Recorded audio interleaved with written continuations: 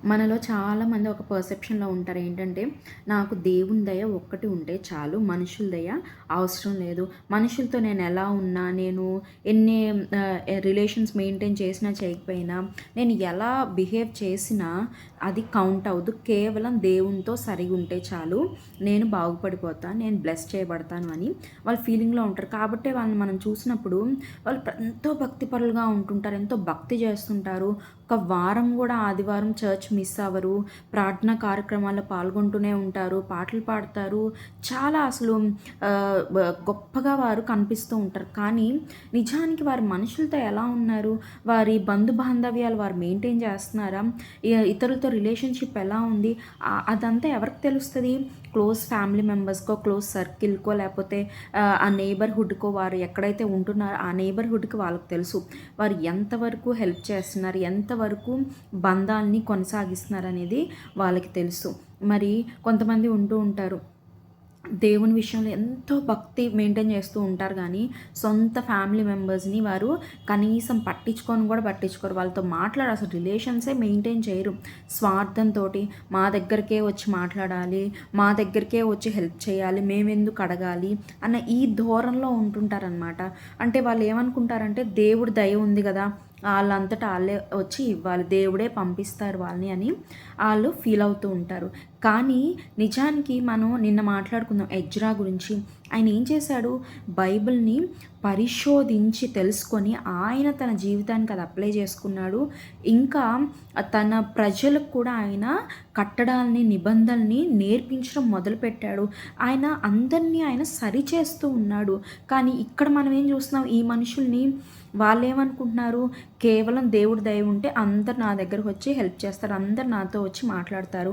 నేను మాత్రం స్వార్థంగా ఎవరితో మాట్లాడకుండా అలిగి నేనింకా ఎవరితో రిలేషన్స్ మెయింటైన్ చేయను, దేవుడు చేసేదేదో దేవుడు చేస్తాడని చెప్పేసి ఒంటరితనంతో బాధపడుతూ అయినా సరే నేను దేవుడితో కరెక్ట్‌గా ఉన్నానని ఫీల్ అవుతారు. కానీ అది ఎప్పటికి కూడా చాలా రాంగ్ పర్సెప్షన్. అక్కడ దేవుడు అవమానపరచబడ్డమే కాదు, నువ్వు బాధపడుతున్నావు. ఆ ఒంటరితనంలో, ఆ వేదనలో నువ్వు మగ్గిపోతూ ఒక పక్క దేవుడిని బ్లేమ్ చేస్తూ, ఎందుకు నేను నీతో కరెక్ట్‌గా ఉన్నాను కదా, అయినా ఎందుకు నాకిదని ఒక పక్క దేవుడిని బ్లేమ్ చేస్తూ నీ జీవితాన్ని నువ్వు ఒక స్టేజ్‌లో చివరికి ఎండింగ్‌కి తీసుకెళ్తున్న పరిస్థితిలో ఉంటున్నావు. అయితే దేవుడు ఇవాళ నీతో మాట్లాడుతున్నాడు. ఏదో ఒకటి కాదండి. నీవు మనుషులతో సరిగున్నప్పుడు దేవునితో సరిగా ఉండాలి. దేవునితో సరిగా ఉన్నప్పుడు మనుషులతో కూడా నీవు సరిగా ఉండాలి. నీకు ఇష్టాన్ని నువ్వు మనుషులతో బిహేవ్ చేసేసి, మాట్లాడేసి, దేవుడా నువ్వే చూసుకో అంటే దేవుడు అటువంటి వాటిని కరెక్ట్ చేయడు. ఎప్పుడైతే నువ్వు తెలిసి తెలియక చేసి ఏదో ఒక ఇన్సిడెంటల్‌గా జరిగిపోయింది అనుకుంటే దేవుడు కరెక్ట్ చేస్తాడేమో, కానీ నీవు కావాలని చేస్తూ, నువ్వు కావాలని రిలేషన్స్‌ని దూరం చేసుకుంటూ, కావాలని నీవు బాధల్లో మగ్గిపోతూ దేవుడేదో వచ్చి చేయాలంటే ఆయన చేయలేడు.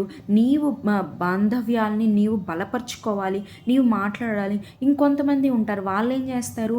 జస్ట్ మనుషుల దయ ఉంటే చాలు, మనుషుల ఫేవర్ ఉంటే చాలని చెప్పేసి రకరకాల ప్రయత్నాలు చేస్తారు. ఆ మనుషుల్ని మెప్పించడానికి, వారి ఫేవర్ పొందుకోవడానికి, ఇంక వాళ్ళు చేయగలిగిందేదో మొత్తం శాయశక్తిలా చేసేస్తారు.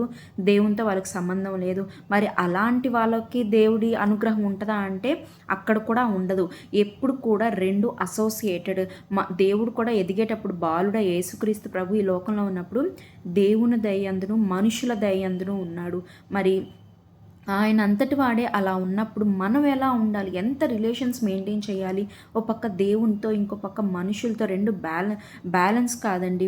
మనుషులతో కన్నా మనం దేవునితో ఎక్కువ మెయింటైన్ చేసుకోవాలి. కానీ ఇక్కడ మనుషులతో కూడా మనం ఎంతవరకు ఉండాలి? ఎలా మెయింటైన్ చేయాలి? ఎలా బిహేవ్ చేయాలి? వారి శ్రమల్లో ఎలా మనం ఉపయోగపడాలి? దేవుని విషయంలో ఎలా వారికి మాదిరికరంగా మనం ఉండాలి అనేది మనం అవన్నీ అప్లై చేసుకొని మనం బ్రతికినప్పుడే మన జీవితానికి ఒక అర్థం ఉంటుంది. దేవుడి నామానికి మహిమ వస్తుంది.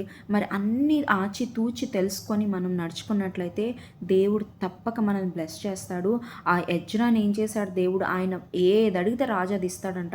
అప్పటి వరకు ఆ రాజు ఏదైతే రాజు ఉన్నాడో, ఆయనకి ఆజ్ఞాపించిన రాజు, ఆయన ఏమన్నాడు? అర్థహశస్త రాజు, మీరు అసలు ఈ మందిరాన్ని కట్టద్దు, ఆపేయాలి అన్నాడు. కానీ ఎప్పుడైతే ఎజ్రా వచ్చాడో అప్పుడు ఆయనే లెటర్ పంపించి చెప్తున్నాడు, ఇదిగో మీరు ఈ మందిర సేవ సేవను కొనసాగించండి. మీకేం కావాలన్నా మేము పంపిస్తాము. ఎలాంటి సహాయం కావాలన్నా మేము చేస్తామని అక్కడ ఆయన మాట్లాడుతూ ఉన్నాడు. ఎందుకు? ఈయన ప్రతి దాంట్లో కరెక్ట్‌గా ఉన్నాడు. దేవునితో కరెక్ట్‌గా ఉన్నాడు. మనుషులతో కరెక్ట్‌గా ఉన్నాడు. కనుక ఆయన జీవితంలో ఫ్లాలెస్‌గా ఆ మందిర పనులు జరిగింది. మరి మన జీవితంలో కూడా కార్యాలు జరగాలి అంటే మనం అన్ని వైపులా రిలేషన్స్ మెయింటైన్ చేయాలి. దేవునితో మరి గొప్పగా మనం సహవాసం చేస్తే దేవునిలో ఆశీర్వదింపబడతాం. ఆమేన్.